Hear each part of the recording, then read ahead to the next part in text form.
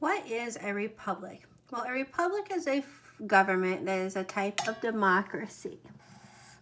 And much of the world uses it today. In a direct democracy, all citizens are given power to voice their opinion on all of the issues and help the government run. However, the larger a community's population, the more challenging this becomes. How could millions of people assemble to discuss bills coming up for a vote? Where could they meet?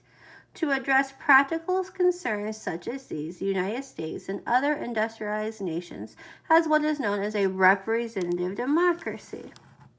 A representative democracy is one in which the citizens elect individuals who represent them in a government. So right here is what you're going to write for what it is and how it works. So citizens are going to elect representatives, and those people are going to represent them in government. These elected officials are the people who create laws and vote on them. They are supposed to act as the people's voice when determining how the country acts. That's another important part.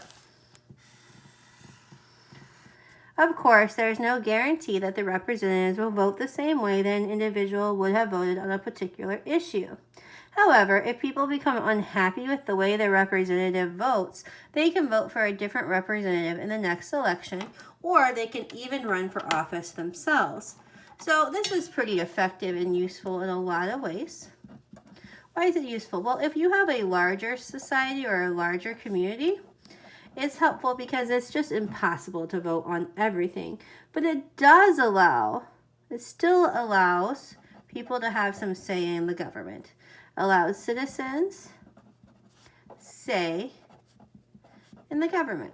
Even though they're not going to be voting on everything, it gives them a little bit of say, but just not on the issues directly. Usually. There are times that we do get to vote on specific issues, and those are things like referendums and such. All right, so what are some problems? Well, we're going to come right back to that word corruption again. So corruption really can be a problem in any government form.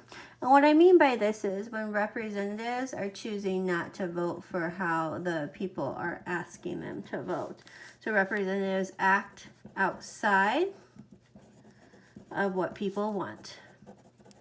And this happens, unfortunately, a lot more often than we would like.